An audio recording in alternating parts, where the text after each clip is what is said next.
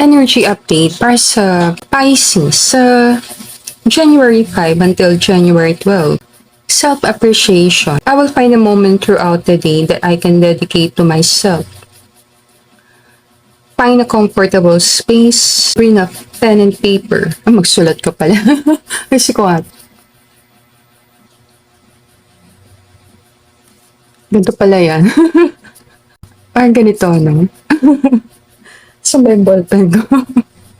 Ang cute, no? Ang cute. Hmm? Ang cute, diba? Hindi mo na ako nagpo-promote. Pwede kita. I will write a letter of appreciation to myself where I will pour love into who I am and all that I do. Okay, nice ko lang. Makatulong sa'yo yan Appreciate mo yung sarili mo. So sa week na to, mapopokus ang attention mo sa appreciation sa sarili. Like, ma-appreciate mo lang talaga yung mga nagawa mo sa buhay. Si Queen of Swords na sa reading. So, sign ito na isa kang tao na pinagtibay na ng panahon. Marami ka ng pinagdaanan. At sa mga napagdaanan mo, nagkaroon ka ng wisdom. Medyo manaintindihan ka. Pati mahihirap yung mga pinagdaanan mo talaga sa buhay. Naging matatag ka na person. Napakita lang dito na tried and tested naman na kaya mong harapin kahit ano pang mga dumating. Kasi ang dami mo na napagdaan ng masakit or mahirap. Possible nung medyo bata-bata ka pa or nung kabataan mo, madami ka talagang mga lessons na nakuha. Napakita lang na sa week na to mapopokus ka sa love, self-love. More lang, ma-appreciate mo kung nasan ka ngayon sa journey mo. Ma-feel mo na medyo umaangat na ako ng konti. May pag-angat. May partner ka, nararamdaman mo na medyo nagle-level up ng connection nyo. Unti-unti, nag-e-effort yung partner, nagko-commit yung partner, or unti-unti, gumaganda yung connection. Pinakita ko lang si Queen of Swords. Sign to na marami sa Pisces, possible galing kasi hindi magandang love life talaga. Kasi hindi maganda pwedeng na-separate, nahibalay. Mataas ang possibility. Possible may mga haters ka, pero sabi nga nila, my life, my rules. Ang tapang mo. Tapang ka na person. Yung mga haters mo ayaw tumigil. Pwede yung nakakapil ka pa rin na may mga haters. May mga taong hindi naintindihan ng mga diskarte mo sa buhay, mga desisyon mo, mga ginawa mo. Pero wala kang care. Sa week na to, more focus ka lang sa sarili mo, more focus ka sa happiness mo, more focus ka sa mga magpapasaya sa'yo. May partner ka, focus ka sa relasyon nyo, kung paano gaganda yung relasyon. May mga anak ka, focus ka sa ikabubuti ng mga anak mo. More lang yung attitude mo sa week na to. Focus ako sa life ko. Wala kayong pake. Hindi naman natin sa aming attitude. Di naman. Matapang lang energy. Ngayon kung meron kang hindi nakakasundo na person, pwede may claim na magkakaroon na kayo ng closure. Like kung wala kang closure sa isang masakit na pangyayari, pwede may claim na ito na yung time magkapatawaran. Kung may nakaaway ka sa nakaraan, magkaroon kayo ng pag-uusap para ma-close na yung problema na yon. Kung meron ka ng nakatampuhan, kung nag-aalala ka sa mother mo, pwede may claim na ito na yung time masasolve yung issue or problema tungkol sa mother mo. Kung meron kang pinagdadaanan tungkol sa mother, kung meron kang pinagdadaanan tungkol sa anak mo, kung ano man yun, i-claim mo na masusolusyonan ito. Si Queen of Swords ka sa pagkakataw sa reading, sign ito ng independent, strong na feminine energy. Kung masculine ka naman sa reading, pwede rin naman nirepresent ka ni Knight of Pentacles. Ang possibility lang, tinatry mo na i-focus ang attention mo sa sarili mo. Kasi feeling mo, pag pinabayaan ko sarili ko, paano ko sila maaalagaan? Ako muna, kasi kailangan nila ako. May yung energy niya, hindi ko pwedeng pabayaan sa sarili ko kasi maraming taong nakadepende sa akin. Concern ka sa sarili mo, health mo, itsura mo, status mo sa work, more focus lang sa personal goals.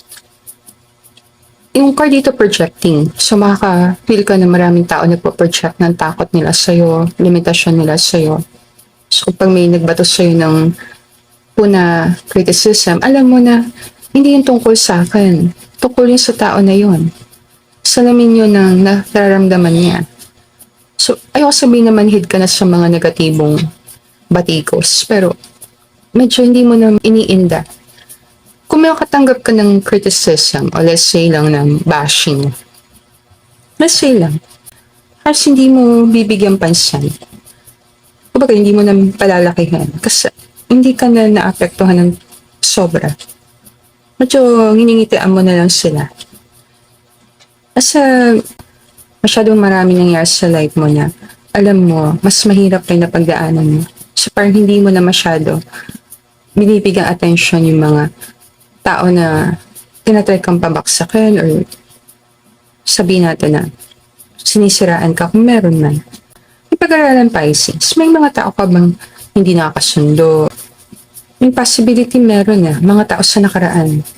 Ngayon, kung ready ka nang magpatawad, pwede may open na heart mo sa pagpapatawad sa mga tao na to. Kung single ka naman ngayon, then possible may tao sa nakaraan na gustong sorry sa'yo. Kaya ito na. Sa strength card, oh. Naku. Ito yung mabait ako, pero matapang din ako. Huwag kayo. Magpila kita. Ganda relo, no? Ganda ng parang bracelet niya, relo niya. And then, ganda ng kwintas niya. Kasi mamili ka sa magagandang mga bagay, eh. Mga cute, magandang bagay, mga magagandang damit, sexy outfit. Mahilig ka ba magsuot ng ganito? Like kitang collarbone? Alam mo yun? Mga ganyang damit. Mahilig ka ba doon? Pagtila kita. Yung mga ganitong style, yung mga ganito, oh. O kulit ko, no? Ayan, no? Yung mga ganyan damit, diba? Pag sinuot mo yan, yan. Yan. Grabe, no? Diba? Ganito lang siya. Tapos dito, ayan, mga ganyan. Ganito color, no? Tingin ko, fashionista ka. Kasi may mga taong gulat na gulat sa mga sinusuot mo. Labas talaga ang kagandahan. Comfortable ka sa skin mo, comfortable ka sa body mo, comfortable ka sa itsura mo. Possible marami sa inyo magkakaroon ka talaga ng transformation, reinvent mo yung sarili mo. Pagpasok ng taon, gusto mo ng bagong look, pwedeng bagong look or bagong outlook. Amay ka lang talaga sa magagandang mga bagay. Kung yung strength mo, ilalabas mo yung strength mo. So, meaning kung magandang katawan mo, why not ipakita talaga maganda yung katawan ko? Kung maganda yung face mo, then why not make-upan mo yung sarili mo and mag-post ka doon, mag-selfie. Mar lang siya weak ng self-expression. Na ito yung itsura ko, ito ako, nandito ako sa status ng life ko dahil ito ang ginawa ko. Ay wala namang masama doon kung gusto mo i-share yung achievement mo, share mo yung narating mo. Hindi ko lang, maraming tao nagugulat sa pagbabago mo. Merong transformation. May something na parang bago sa'yo. Tingin ko lang very unique.